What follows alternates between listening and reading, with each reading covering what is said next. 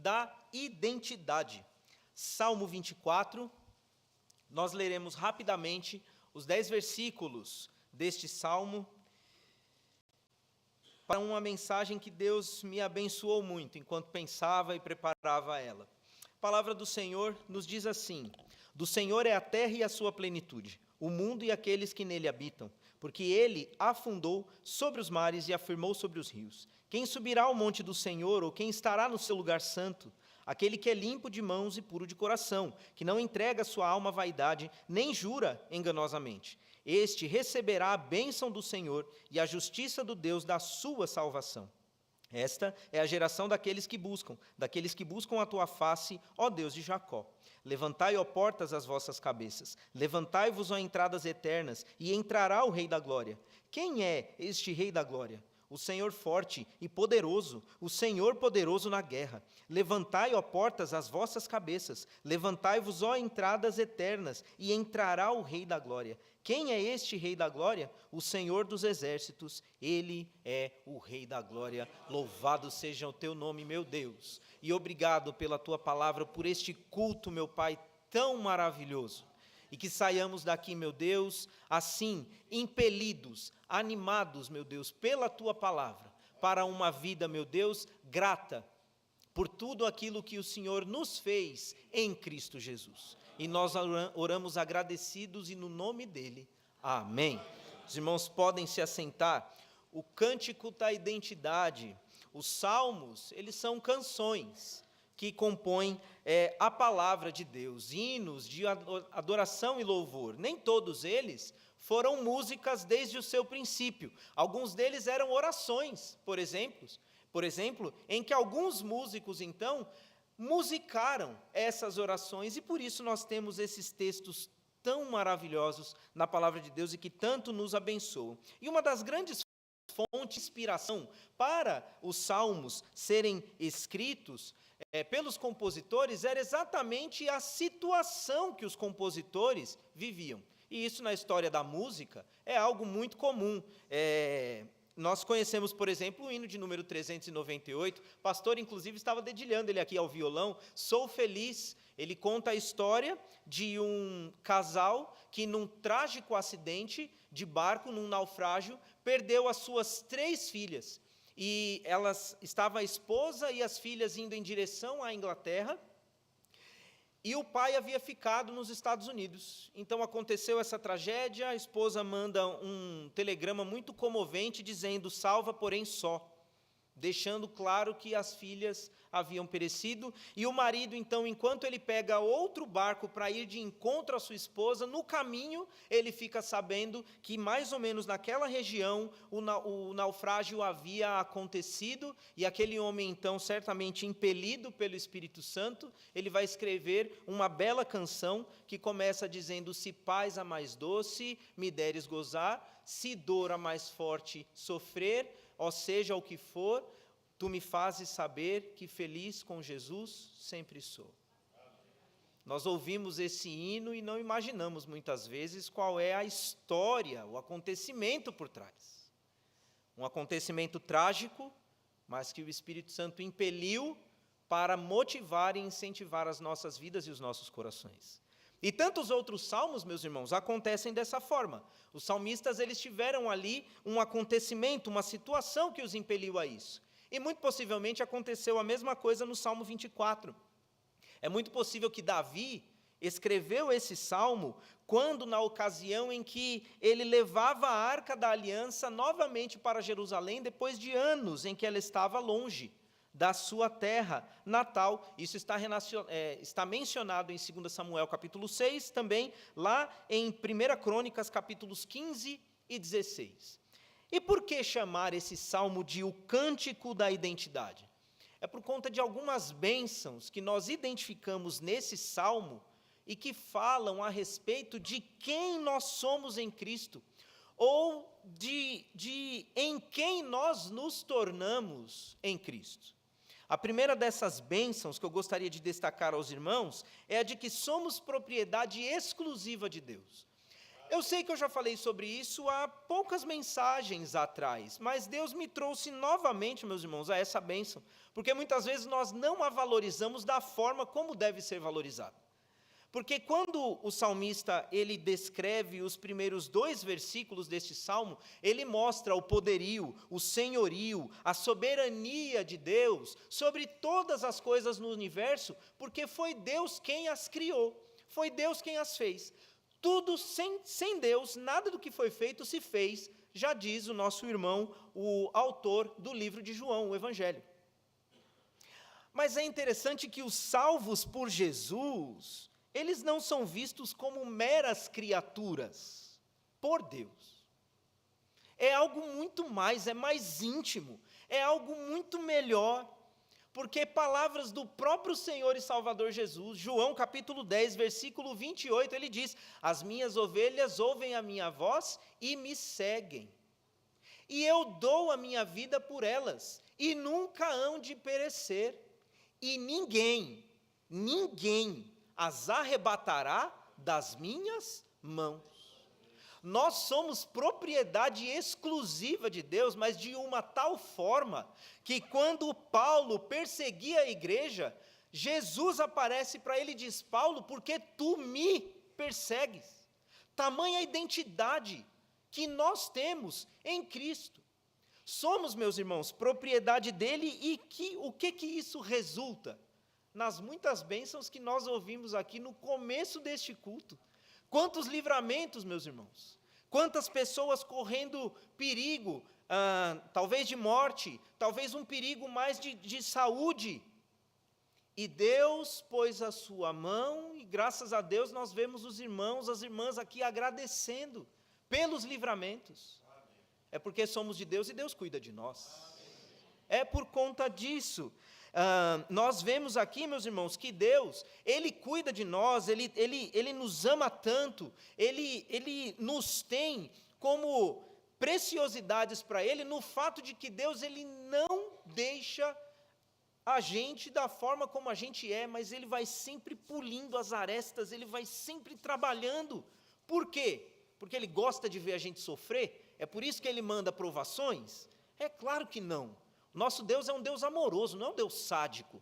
É um Deus cheio de graça, cheio de bondade, e as tribulações Ele permite para que nós possamos então ser trabalhados por ela, e nós possamos então ser limpos através da fé por elas, crendo mais no seu poder, no seu agir, e dessa forma nós podemos então, como espelhos, refletir a imagem de Jesus. Porque não existe imagem melhor para nós nessa vida, meus irmãos, do que a imagem de Jesus. Então Deus, Ele vai trabalhando e Ele permite todas essas coisas, e o interessante, só quem é filho de Deus experimenta isso. Mais ninguém. Existem mais de 8 bilhões de pessoas no mundo. Todas essas são criatura de Deus, mas nem todas são filhos de Deus. Aqueles que entregaram suas vidas a Cristo são hoje reconhecidas pelo próprio Deus como seus filhos, e a esses Deus cuida de uma forma muito especial, porque somos dele e de mais ninguém. Isso é uma bênção da qual nós devemos lembrar e meditar nela, dia após dia, porque eu não sei você, mas isso pode transformar o meu dia, e eu tenho certeza que pode transformar o seu também. Saber que nós pertencemos ao Senhor, isso dá alegria, isso dá tranquilidade, isso motiva a nossa fé, a nossa esperança. E devemos pensar sempre nisso e com muito carinho. Mas há uma segunda bênção que eu vejo nesse trecho, nesse salmo, e que muito me abençoa também, que é a bênção que nos identifica como livres para adorar a Deus. São os versos de 3 a 6 que nós lemos. No verso 3, o salmista traz uma pergunta muito importante e que precisa ser entendida da forma correta.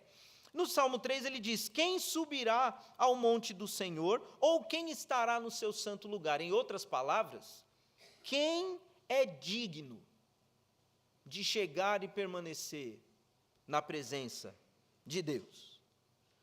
Quando eu me deparei com a realidade do sentido dessa pergunta, meus irmãos, eu estremeci. Quem é digno? Ninguém é digno. Essa é que é a resposta mais simples e clara. Por nós mesmos, não somos dignos, mas em Cristo nos tornamos livres. Não dignos. Continuamos sendo pecadores. O digno nessa história, só o Senhor e Salvador Jesus. Ele é o único digno. Veio ao mundo, viveu, morreu, agradou ao Pai, ressuscitou. E pela sua ressurreição, nós podemos então, através da fé, receber dele os direitos. Que Deus maravilhoso, que compartilha essas bênçãos conosco. Ele é o único digno, meus irmãos, e assim seja para todos sempre. Amém. E na autoridade que ele nos dá, podemos chegar livremente na presença de Deus para o adorar. Podemos, meus irmãos, ter livre acesso para uma íntima comunhão com Deus. Adorar e louvar não é só cantar. A gente precisa desvencilhar um pouco essa imagem. Louvor e adoração é música. Ô pastor, você está depondo aí contra o seu próprio ministério? Absolutamente não. Mas nós precisamos nos livrar, meus irmãos, dessa visão, às vezes pequena, de que louvar e adorar a Deus é só música. Não é. É também. E louvado seja Deus por isso. Amo música. Mas tem muitas outras coisas mais. E uma das principais é essa intimidade com Deus. É esse contato, é essa comunhão com o Senhor. Mas, sempre tem um mas, e é importante esse mas aqui, precisamos entender que não é de qualquer jeito que a gente pode chegar para adorar ao Senhor. Afinal, Ele é soberano, Ele continua sendo o Deus de todo o universo, e por isso nós precisamos estar na sua presença da forma como Ele deseja. E como é que Ele diz? É o versículo de número 4. Aquele que é limpo de mãos e puro de coração, que não entrega a sua alma à vaidade, nem jura enganosamente. De uma forma resumida, as mãos limpas significam uma conduta íntegra diante de Deus. O que a palavra de Deus nos diz lá em 2 Timóteo 2,15? Procura apresentar-te a Deus aprovado. Aprovado. Como obreiro que não tem de que se envergonhar, que maneja bem a palavra da verdade. Muitas vezes nós nos preocupamos com a questão de manejar bem a palavra da verdade, conhecer bem a Bíblia. Isso é muito importante, mas mais importante que isso é aparecer diante de Deus aprovado. É Deus olhar e falar: meu filho, você está, sim, digno de chegar na minha presença. Você está, sim, livre para poder chegar. Isso é mais importante. E, obviamente, que conhecer a palavra de Deus implica nessa situação. E o coração puro significa as intenções, a motivação do nosso coração. 1 Timóteo, ali capítulo 1, versículo 5, vai dizer: ora, o fim do mandamento é o amor de um coração puro e de uma boa consciência e de uma fé não fingida. É o que Deus espera do nosso coração quando nós chegamos na presença dEle para o louvar e para o adorar. E essa parte, meus irmãos, eu sei que pode ser muito difícil, mas porque nós somos de Jesus, Ele nos dá plenas condições para que alcancemos essa graça diante do Senhor. Por isso, é uma bênção chegar na presença de Deus, e nós precisamos fazer isso. Precisamos louvar e agradecer a Deus por essa bênção tão maravilhosa. E se assim for, se nós chegarmos na presença de Deus como Ele quer, a realidade do verso 5 se concretizará em nossas vidas. Este receberá a bênção do Senhor e a justiça do Deus da sua salvação. Se chegarmos diante de Deus da forma como Deus deseja, nós receberemos do Senhor aquilo que necessitamos. Louvado seja o nome do Senhor. E por fim, uma terceira bênção que eu observo nesse trecho e que mostra a nossa identidade no Senhor, é que nós somos destinados a uma glória eterna. Vivemos na esperança e expectativa da concretização dos acontecimentos dos versículos de 7 a 10. E é bem verdade que esse trecho, os versículos de 7 a 10, falam da segunda vinda de Cristo, do momento em que o Senhor Jesus voltará, pisará na terra, para iniciar então o seu reinado de 1000 anos aqui na terra.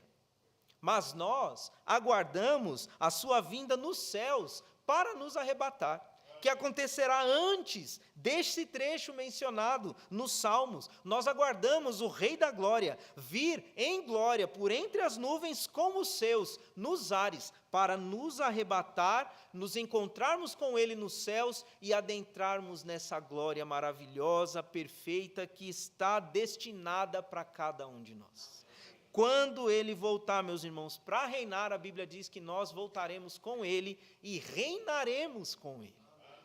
Que bênção maravilhosa saber que, de fato, há um lugar maravilhoso preparado para nós, e quem está preparando é o próprio Deus.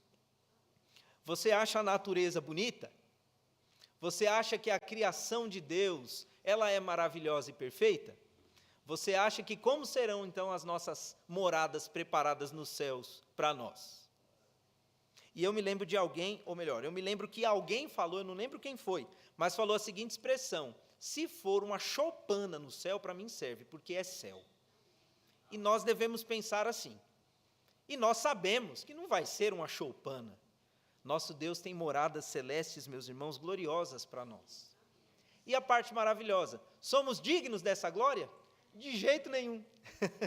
Não somos. Mas o nosso Cristo é tão maravilhoso que Ele compartilhará essa glória conosco. Ele nos permitirá estar com Ele eternamente. E isso deve encher, meus irmãos, o nosso coração de alegria. Eu olho para esse salmo agora com uma forma diferente. Eu não vejo apenas como palavras que mostram a grandeza do nosso Deus, mas eu vejo esse salmo me identificando com o Senhor e Salvador Jesus Cristo por conta de bênçãos que Ele nos deu. E certamente essa palavra passará a me alegrar cada dia mais e mais. E eu espero que assim seja também no coração dos irmãos, para a glória do nosso Deus, e esse Deus seja louvado. Pastor.